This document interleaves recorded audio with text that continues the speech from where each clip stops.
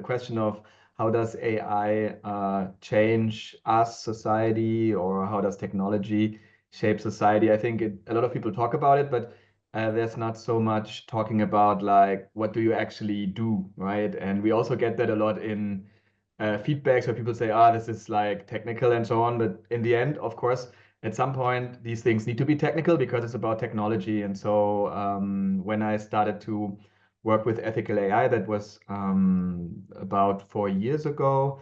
So I was working in automotive before and was working for startups that did autonomous driving. And I'll make the story short, but I dropped out of that field and I was looking for something more meaningful to do. And so I started to look into the question, like, when you buy a car, people say it's a safe car, right? And if you ask, like, why do they think it's safe? They will tell you about processes and structures and stuff that they actually did in the physical world. Like they really did. They didn't just talk about it, but they did something and that made the car safe. And I was like, okay, if I say something is supposed to be ethical, right? What do you actually do? Right? You cannot just say, well, I had good intentions, so it's good, but there needs to be something more around it. And yeah, this is basically how I started to look into the question of what ethical technology could be. And value-based engineering is basically a method that you can actually use and apply when you develop a system or you buy a system or you integrate a system, and that you can use to ensure that it's aligned with certain social or ethical values, if you will. So this is what value refers to in this context, right? Something, a concept of something which is not tangible, but which people could agree on being desirable, like something being safe, something being inclusive, something being fair. These are all values that we consider when we design these systems. Yeah. Thank you, Mario, for introducing VBE. And I also find it very interesting when it comes to autonomous driving, because that is like a big field in AI. I have some questions that maybe I would ask later. Sure. And so I would also like to understand a little bit more in depth. So like, because you mentioned that the value here, we're talking about fairness, safety, etc. Is there a specific value or values that you're referring to, like a specific set of value principles? For example, now we can see like in the AI application or etc. Yeah. Or this value is also adaptable. The people like using VBE as a framework can decide or yeah. So as I said, maybe I hope I can clarify this a bit. I'm still looking for anybody who would like to give me some hints on a marketing pitch afterwards. I would also be happy to hear it, because we're dealing with very abstract concepts, if you will, right? So normally I make this example like when I was a kid, there was like for most people, not for everyone in the call, I guess, but for most people, there were still the big TV sets, right? And my grandma always used to say, "Don't sit too long in front of the TV set, or your eyes will get squared." So you get a lot of these ideas about what's good and what's bad from actually people around you, right? Or your grandma will have given you some hints on how to behave, right? Like in German, we say the early bird catches the worm. These are all like things which are transporting some sort of value proposition to you, which your society thinks is a good proposition to do. For example, the early bird catches the worm. It's like, if you're diligent, a value, you will actually profit, you will benefit from that, right? It will benefit you, it might also benefit your family and so on.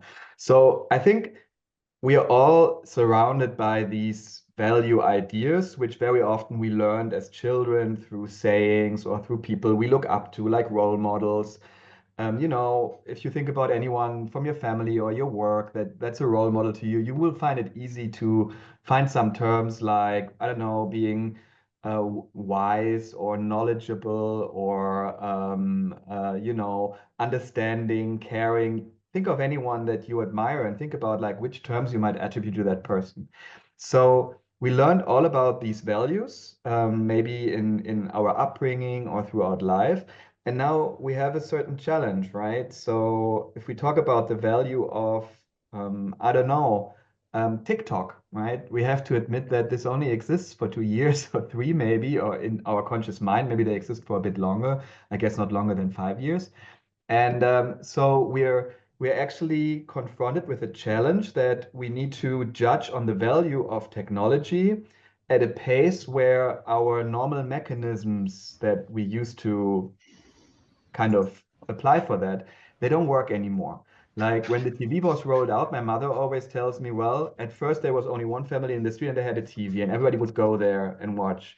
And then only slowly the technology was transfusing basically society. And we had a lot of time to look at it and think about it and make up our minds. But nowadays, everything just, appears and all of a sudden billions of people are using it. And so that's our challenge. Like, how can we actually now start to talk about something so abstract where normally we used experience and careful consideration to explore and judge on it? And now I hope I can close the circle. So why we talk about values is that first of all, we need to learn to talk about these things again in a more structured and more professional way, because waiting for grandma to come up with a good metaphor is not the way that works anymore. But we need to have a very good understanding of the language behind these concepts. And this is why it's called value-based engineering, because we use values as the main term to judge on what a system does with us. So how does it influence us, right? And we say, well, IT systems, they have an influence on how we perceive value, right? So for example, social media can make some people feel lonely, so it influences this sense of connectedness. Some people will say it helps me to keep connections to my friends, right? That's something positive. So it might help you to actually foster your friendships and so on. And so we try to use these terms and we use them to analyze what a system actually does. And to do that, the first thing that you could mention in VBE is a more clear definition of what a value is. So we say there's a value term like fairness. And then we look at the system and we say, what are the properties in that system that contribute or take away from fairness? And we try to optimize them so that the value actually is able to shine. And this works in theory for all values that you could come up with, even though in philosophy, there's something that is called a high value and there's something that is maybe not as high a value. For example, being efficient is a value, but I think we can all agree that being alive is more valuable than being efficient. So you would say that the value of health, that trumps efficiency in that sense, right?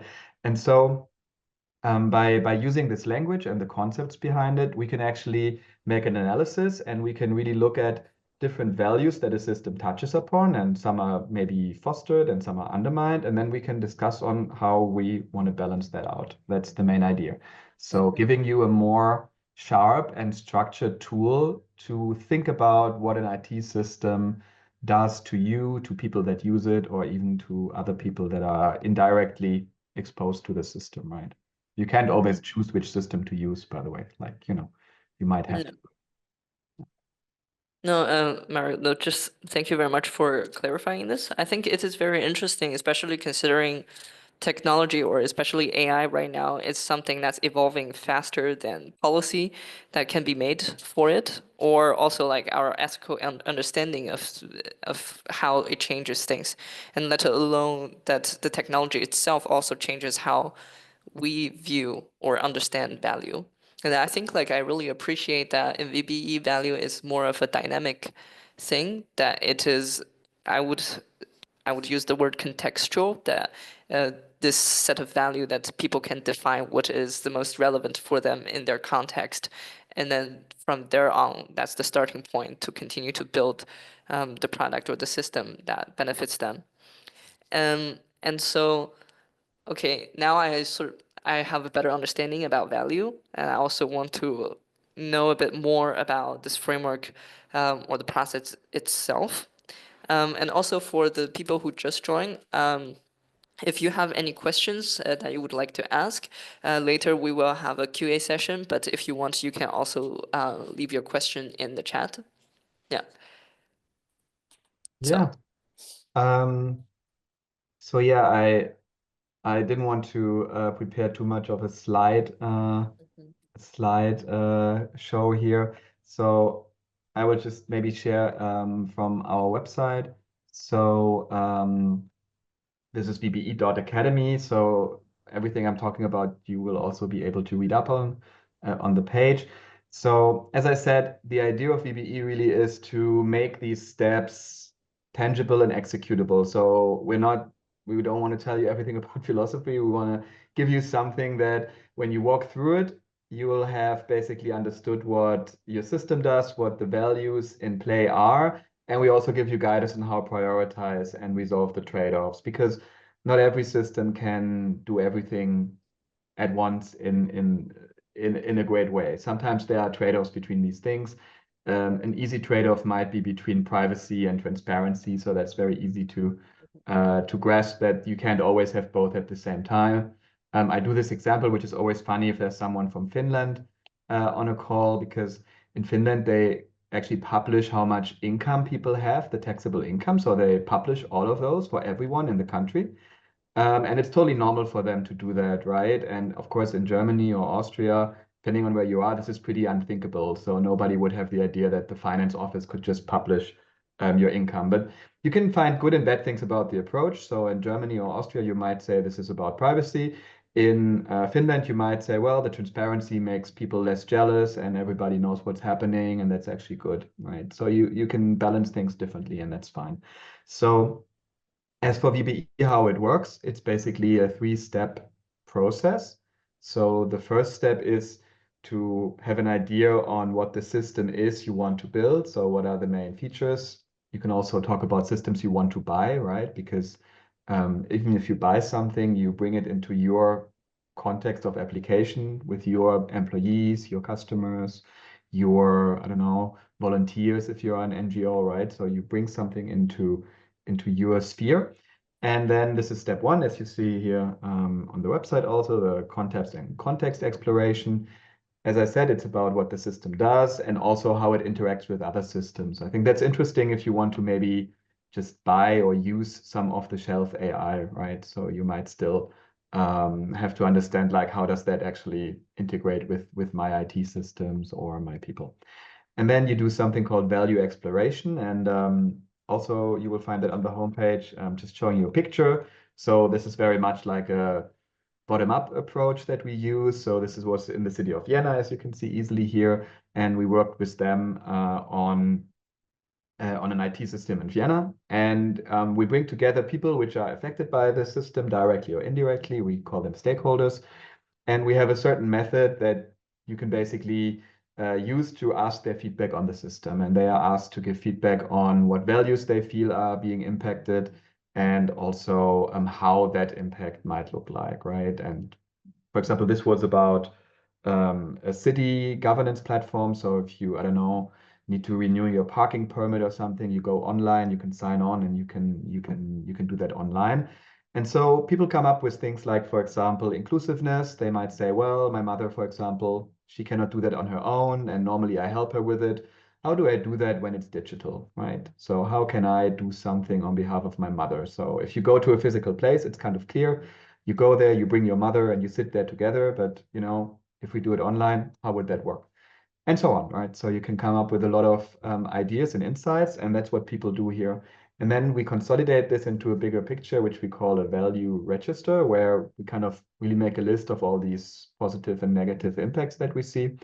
And then in the third step, we translate those into requirements. So this is, I mean, maybe almost a bit boring, but in the end, value-based engineering is about creating requirements, right? In a sense that you can actually say, okay, I have a supplier, I do this myself, doesn't matter. And here's a list of things that I find important, and I want this either to be implemented, or I want my supplier to tell me, how they would approach certain issues, or how their system can actually deal with it. And this is basically how VBE works in these three steps.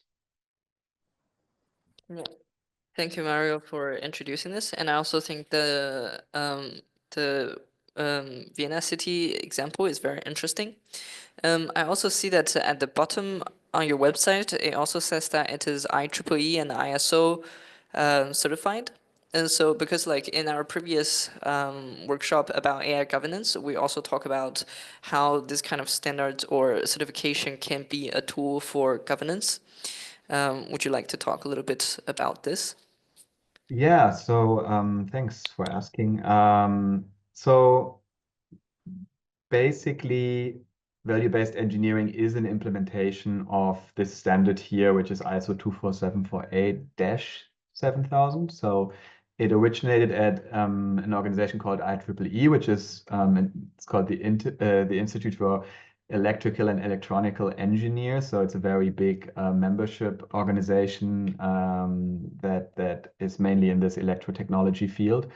And they have originally developed this standard, also involving Sarah Spiekerman, who's my colleague and who's been researching in this area for I think more than 10 years. And this standard has been adapted by ISO. So it's this 24,000 tells you that it's about system design. So this is a design standard. It's not an AI standard, which might be surprising to some. And also maybe, you know, if I talk about like how do people know about it, it's also a bit of a downside that people are so hyped about AI. In reality, ethical questions do not only arise from AI systems only. So I also make this example with the like button, right? So somebody likes it versus not, you know that on Facebook or Instagram and so on. And you know that a lot of people get very upset if they don't get enough likes, right? So if you just take this as an example, the like button as such is not really an AI feature, it's just a counter, but already this simple technology can have an influence on people. So what we say usually is that ethical questions are always relevant when you use technology at scale. So whenever you give somebody something to a larger group of people, there might be ethical challenges that you want to address. And this is what this standard basically does. It spells out like how exactly this VBE process works.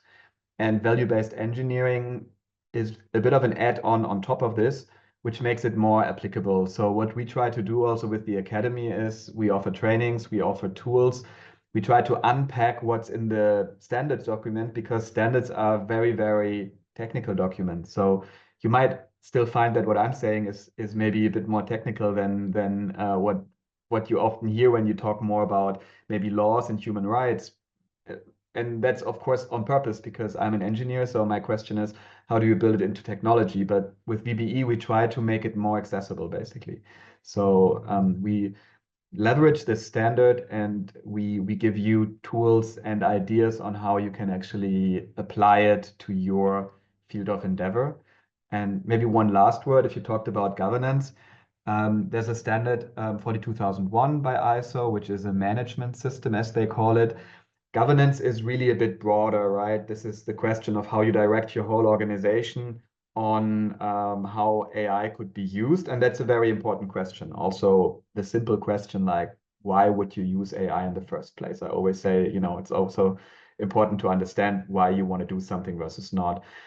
What we are talking about here is really on how do you implement it, right? So these standards go hand in hand. So the one question is, what do you want to do with AI and how, you know, how does it relate to your field of application and what is your organization's requirements? But then at some point, you will start to actually build AI systems. And at this point, you need to think about like, okay, I'm here today, and in 1 year from now, I want to have an IT system where somebody sits in front of a screen, types something, and something happens. And this is exactly where the question is now, all of your good intentions, how will they actually get in there so that when that person in 1 year from now does the typing and gets the answer from the AI system or whatever system, you have made sure that the risks that you have for values are being addressed in the system, right? So this is maybe the relationship between value-based engineering, like an implementation guideline, versus broader governance, which is also very important, but which really covers the whole range of the organization, right? Which might have a lot of different IT systems, right? Yeah, thank you for the explanation. I think so from what you just explained, from my understanding, then since this is relevant to the system design, so I can imagine that VBE will be relevant for, I would say like, but also as a question, is relevant for the basically entire life cycle of an AI system. So from the training or the obtaining of data to the design of the AI model to the system or the application, and in the end to the user experience and maintenance, etc., etc. So is that so that it can be implemented like in to like the full holistic aspect of such life cycle? Yeah, I think that's a good observation, and it's very much so. So the idea is that, and again, this is all on our homepage. So if you want to look at this, the idea is that it gives you certain tools, right? Some of them I have outlined here to give people a bit of a better understanding of what's in that toolbox, and you can feel free to browse through. So I think the important thing is that it gives you this step-by-step guideline on how to basically understand what are the values, and by extension, values are a concept that connects you to ethics, right? So this is the purpose of why we use it. And basically, VBE gives you the tools then that you can use to influence the design of your system, but also to monitor it as you go. So this is very powerful because also, for example, sustainability in an environmental sense, it's also a value, and it can also trade off against other values. For example, systems that have more parameters like AI models. So the old belief was bigger is better. But of course, bigger models also use more energy. So you see that doing this value analysis, where also sustainability for the environment might be one dimension that you look at, actually also trade off with other elements like how transparent can a model be, how well does it perform, and so on. So the important part here is maybe the value register. And this is a very central artifact that once you create it, it shows you like what are the values that your system impacts and how did you decide to trade off against them. And so once you have created something like the value register, you can use it throughout the whole life cycle, and you can basically use it to check whether your system really does what it's supposed to be doing after you made those decisions. You can also use it to talk about trade-offs, right? So you could ask the question, how much energy does my model consume, and what do I get for that energy that it takes and the water that it uses to cool the data center? So the question could be, what is the value that you give me for me basically letting down on sustainability, right? You could ask, do you give me more precision maybe, right? Did you give me more speed?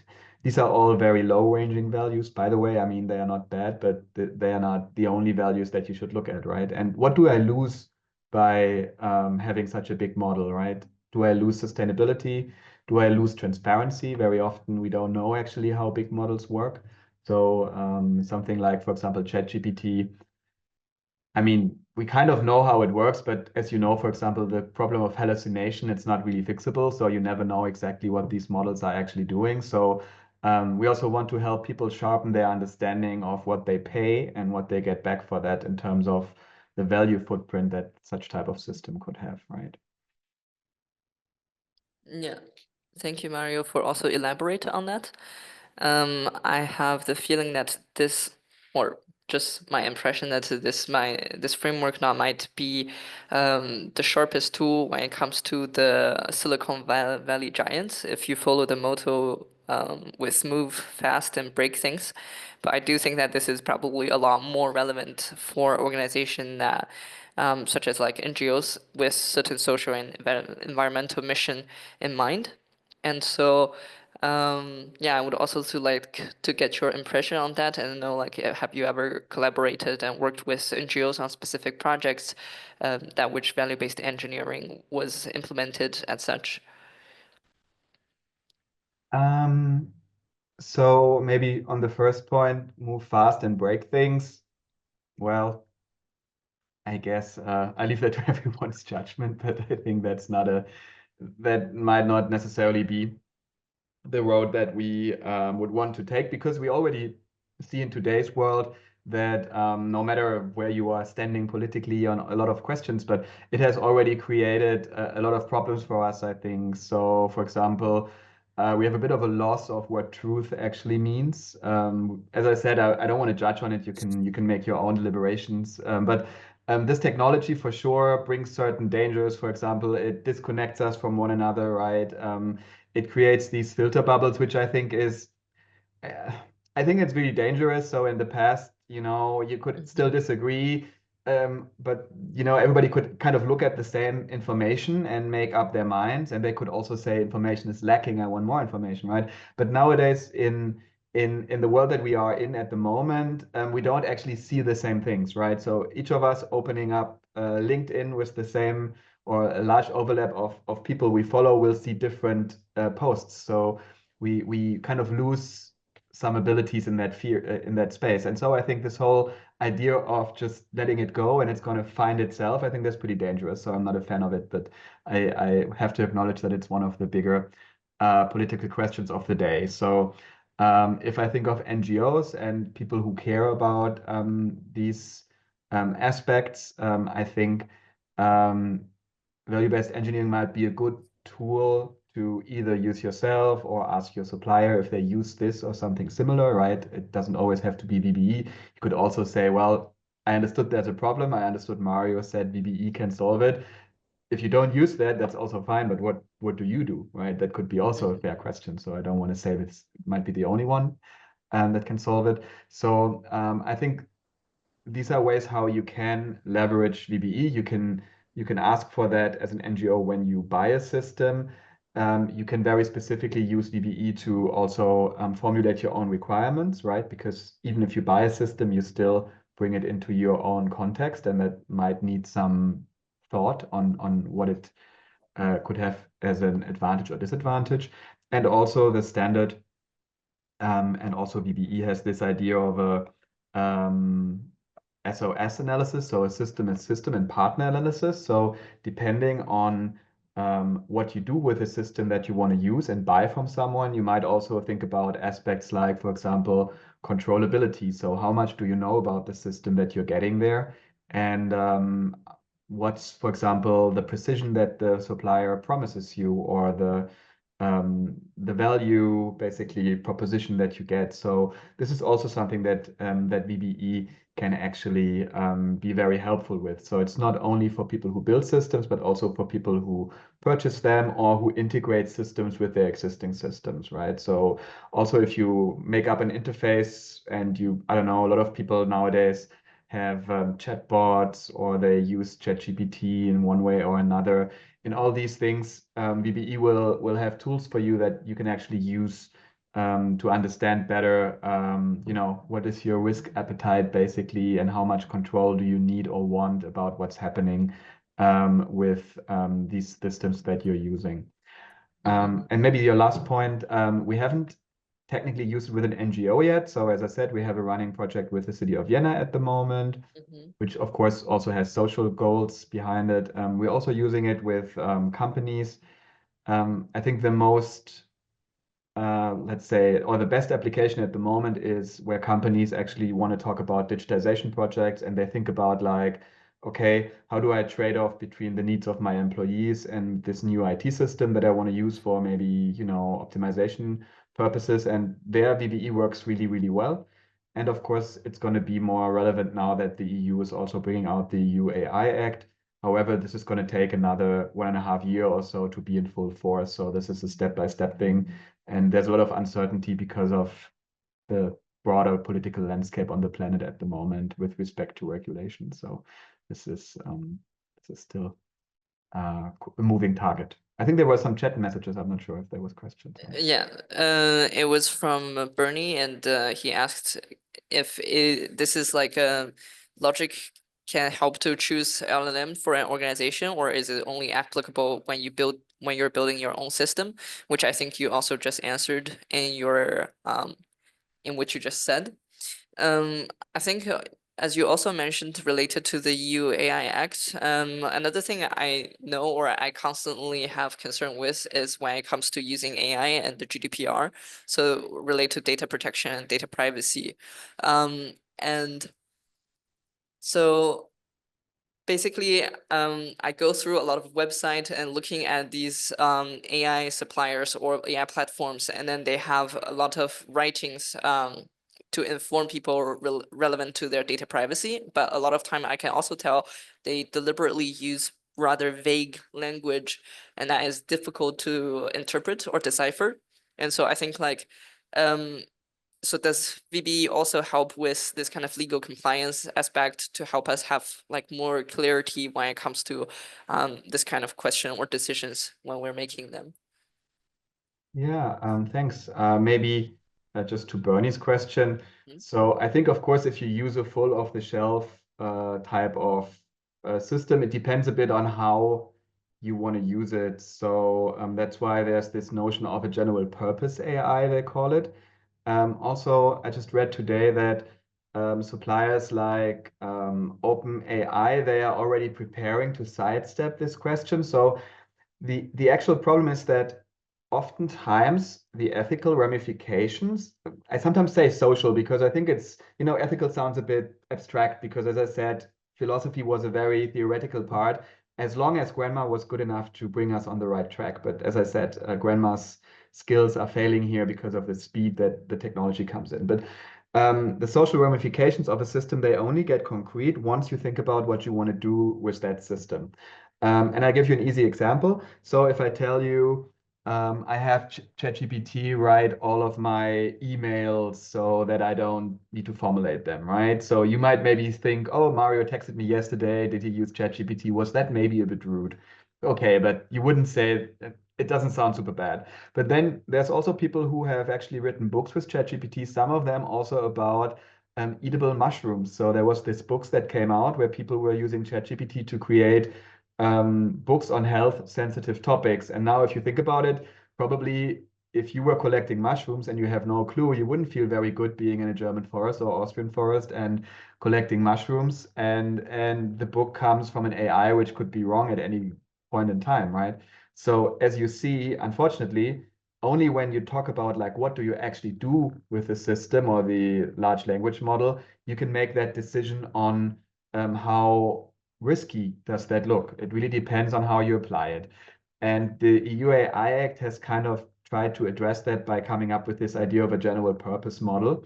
But OpenAI and other companies seem to be moving a bit away from trying to address that. So basically, they try to shift this to the user of the system. So they seem to be changing their terms in a way that suggests that they don't guarantee you that it's fit for any purpose, and you have to make sure that it's actually fit for purpose when you use it. So the UAI Act also kind of does that when you use an AI system and you don't use it in line with what the vendor specified it's to be used for. So there is this shifting of responsibility on your side. When you use LLMs, you might want to think about your application and what you do with it and what the consequences of using it could be. And when you do that, then VBE, unfortunately, this is all not super simple. So as simple as I can make it, VBE gives you some thought fodder on how do I analyze the risks. So you can use this value methodology to do that, right? So that you understand like what is the risk of that system in my context. And then it also gives you this idea of how controllable does that have to be. For example, if it is very sensitive, the topic you want to use the model on, you might find that the control that you have over American large-scale models might not be good enough for you. You might figure out that you want to try to maybe find a supplier where the model doesn't maybe not perform quite as well, or where maybe the price is higher, but that in return gives you more control about what's happening with the model and the data. And that's exactly what I mean with this value register, why this is so valuable. It's because it makes that transparent and you can actually have that conversation about how things trade off. And we often don't have that. So that's maybe so much for the LLM. And then, of course, compliance is a moving target at this point. The EU also has announced that they want to do some simplifications. We don't know whether that's going to be about AI also.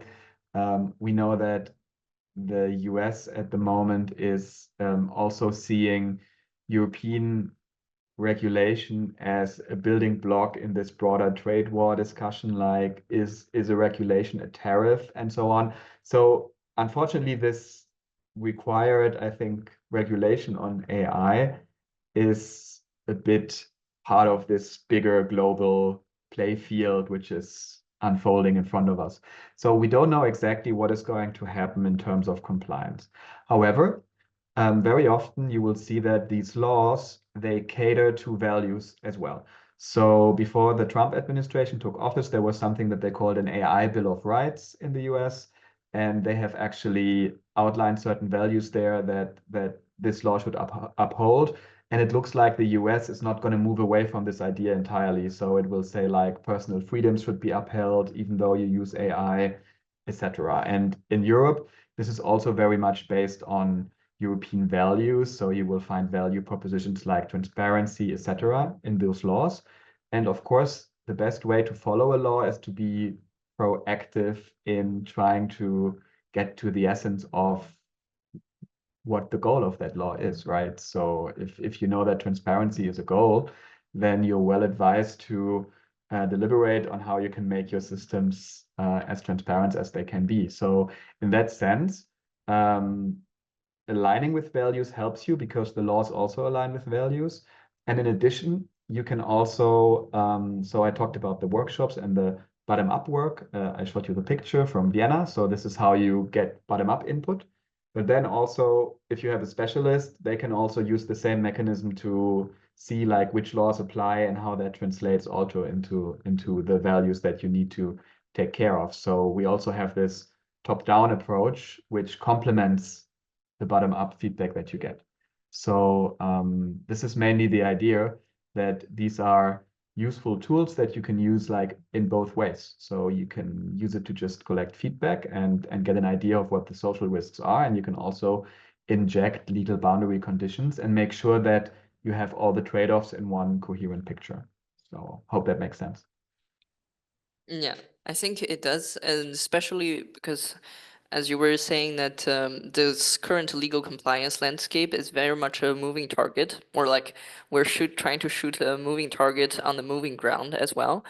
But I think just because like the governing body are actually moving or taking a step back on these kind of regulation and compliance issue, I think this is why organizations like the NGOs and other nonprofits organization who wants to use AI should take a step forward to really focus on value, so that we are not really like just all moving away for the sole purpose of technological progress or for the potential geopolitical game.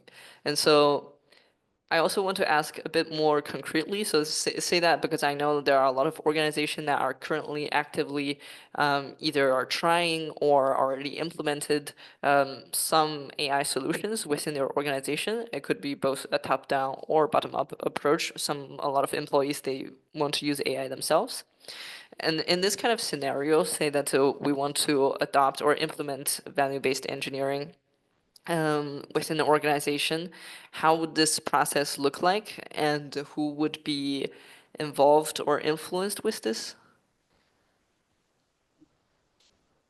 So let me see. Maybe good point to notice that what we try to do with the VB Academy is to make this knowledge accessible. So we already do offer trainings, and there's also certification for them, for example, with Austrian standards, a level that we call the value-based engineering ambassador. So it's this red column here, right? So the idea is that in the core sense, VBE is a method that belongs into, let's say, your system acquisition and design process. I'm saying acquisition and design because often, depending on what your organization type is, right? For example, if you generally write software yourself or you implement systems, you don't always know exactly what you're going to buy and what you're going to write yourself, right? So you might integrate external systems with your own and so on. So there's a bit of a fluency in here. So in that sense, the knowledge of VBE is interesting also if you purchase systems. You can use it to also talk to your suppliers, get their input on how they approached ethical questions, which risks they saw with respect to ethics and so on. And if you really want to frame it more in an IT process, it's part of the requirements development, right? So at each system, you have this question like, what is the system doing for whom? What are the boundary conditions in terms of features, non-functional requirements like quality of service or precision and so on. And value-based engineering integrates just into that. So you could say it's a new dimension to check for certain requirements that your system should actually implement, right?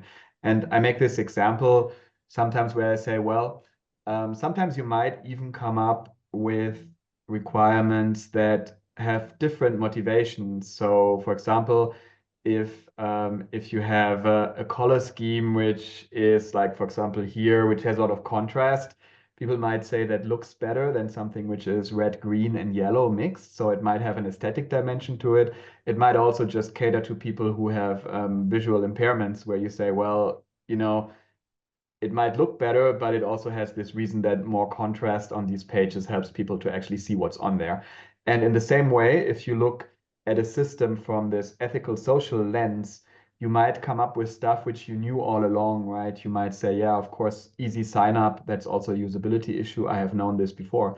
But you might discover that there's some additional requirements which are ethical requirements. And you might also discover that some of the things you're doing, they also have another ethical reason giving you the same nudge or the same direction of thought. So I think if you want to locate it somewhere, I would say it belongs to the part where you deliberate on how you build your system and which requirements they have. And then you might also have this question like, do I outsource it? Do I buy it off the shelf? Do I build it myself? Which is part of that overall thought train, right? Yeah, thank you, Mario. And since we are already 47 minutes in, I would also like to invite the participants today. If you have any questions that we could open up the discussion a little bit. Or if you have any reflections or comments.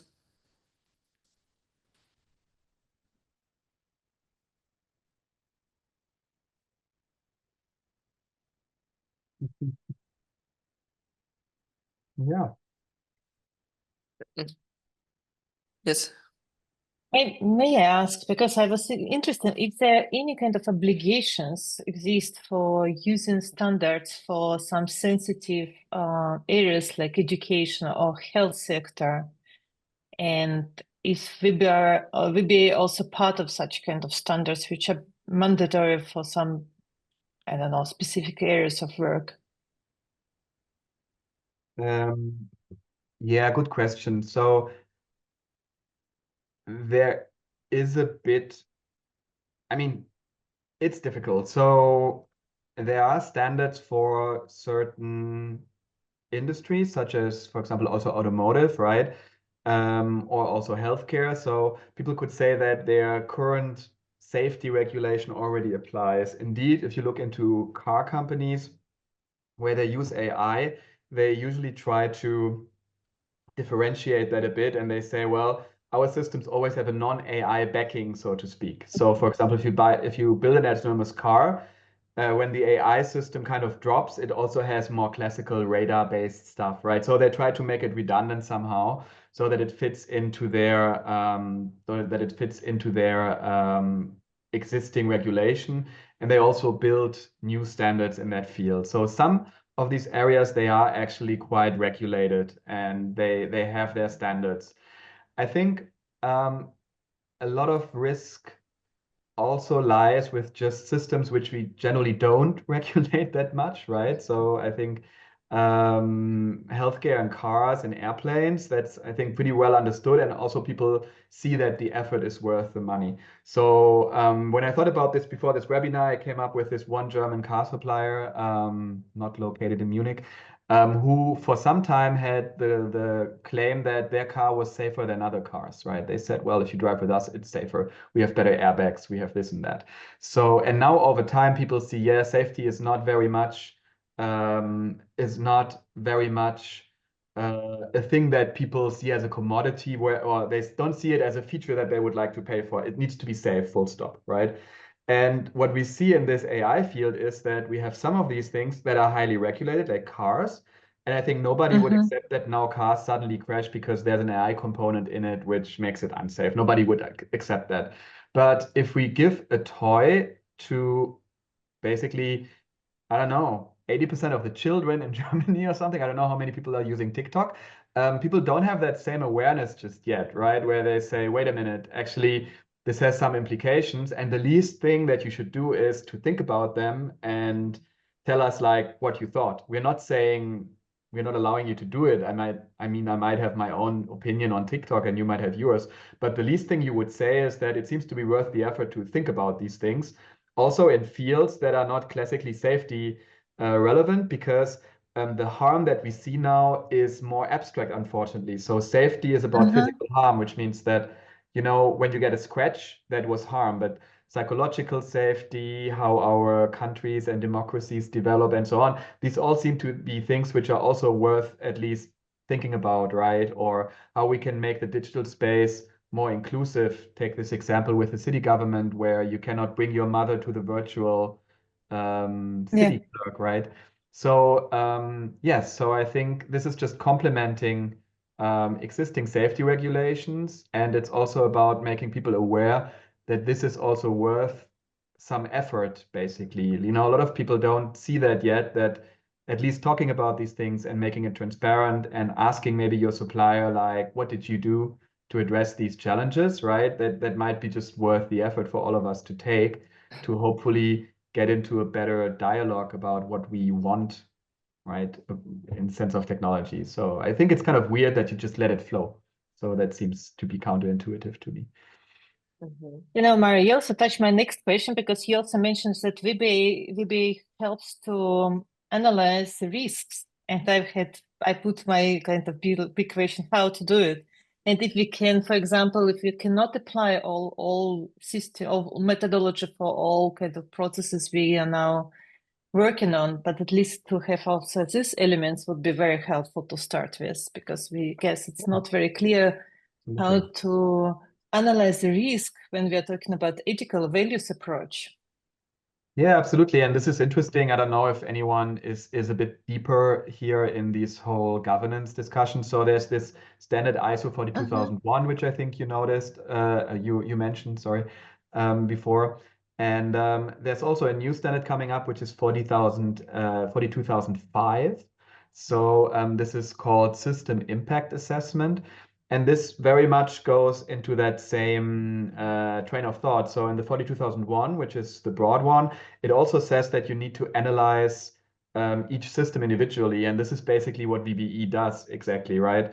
And I didn't talk so much about ethics, but I think what is important is that there's also, with the values and the language and the things that I outlined here, we have a very sound theory of how we talk about these things. And this is maybe a bit abstract, so I didn't talk so much about it, but it's not so clear how you do that, because ethics is something that works human to human, right? So when people talked about ethics and philosophy in the past, they were really talking about how should you behave to make your society better. And you can't do that with technology, right? So if you have a vacuum cleaner robot, that's just a thing. It's not a human being. So you cannot apply classical philosophy directly one-on-one to these machines. And that's why VBE contains this value philosophy aspect, which is also well researched and well founded. And it helps you to talk about what does technology do to us, even though it's not an independent moral subject, right?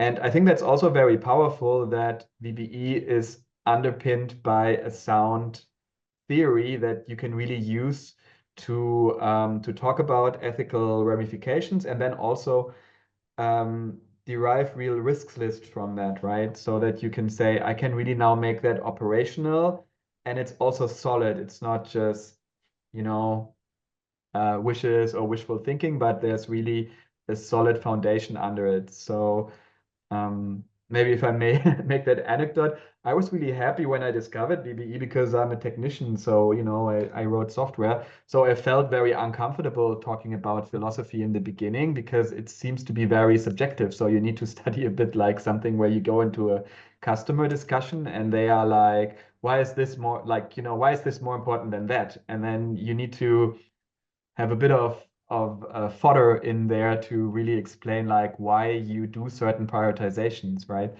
And I think that's also something not to be forgotten, that this is really a solid foundation that you can use and that you can base your arguments on.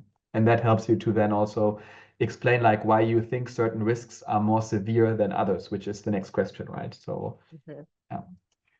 Yeah.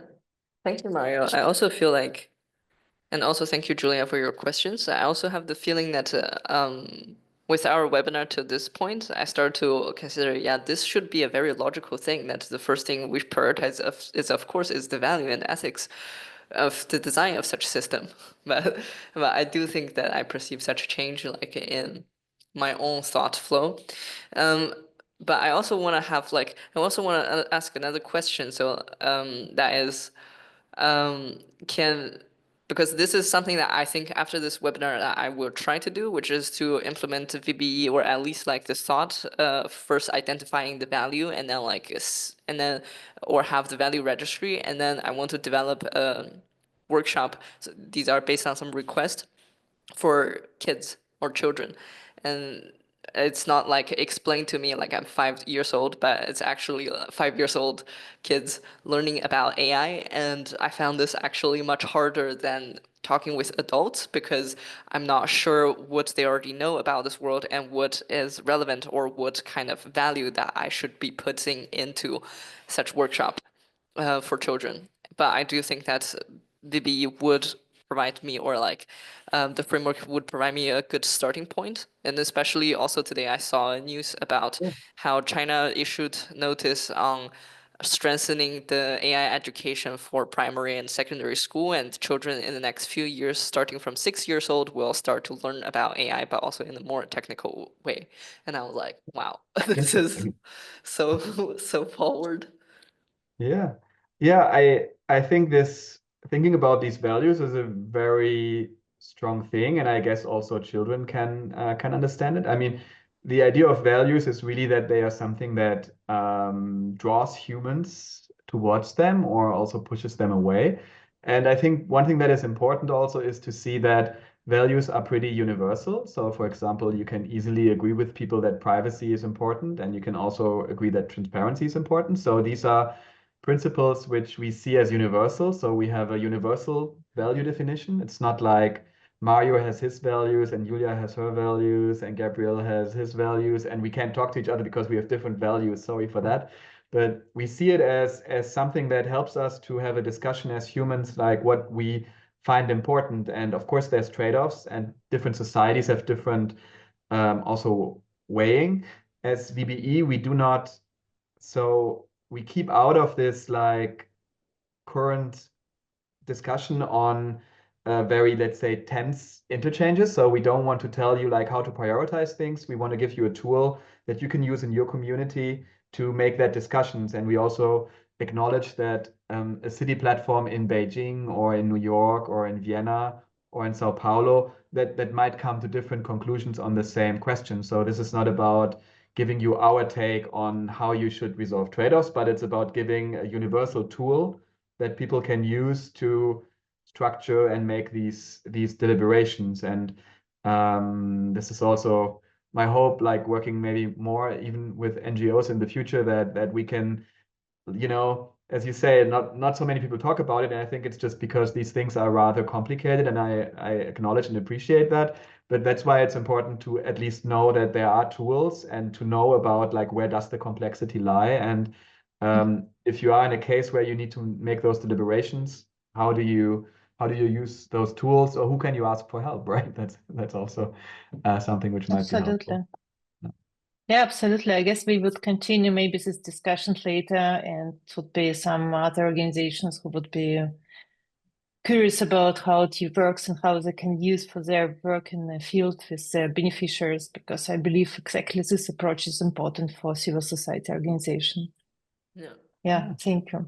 I really appreciate the view this is a universal tool for your community, and this is based on your context. I think this makes a lot of sense. And so maybe for my workshop on AI with the children, I would just ask them, so what do you think is the most important values here if we are going to build AI system? Because I think they should Curious. have a strong voice in how their world should look like. And yeah, I'm also just curious about like what do they value? It's I a can very imagine they interesting. know they have better views on this probably than some adults, I think.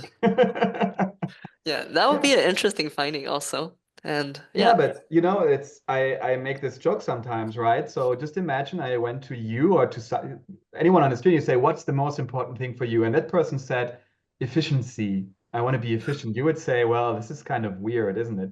So, and by if you think about that, you see like, yeah, intrinsically we all know that some things are more important than others. And as I said, I would be curious to see what children say if you ask them, like, what do they think is most important about something? Maybe they come up with much more pure answers, like, I don't know, love or health or, family. I mean, this is also a value in some sense, right? It's about community.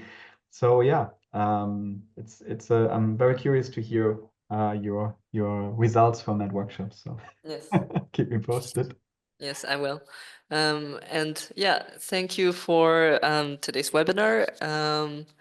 And I find this like an incredible, interesting discussion. At the beginning, I thought this would be a bit more relevant to the technical side of the development, but actually this is very much relevant for the entire process or the system or even how we actually view this technology. Um, and so, yeah, thank you very much. And thanks for all the participants who are attending today. Yeah, thank you very Sure. much for your support. Yeah, Yeah. thanks.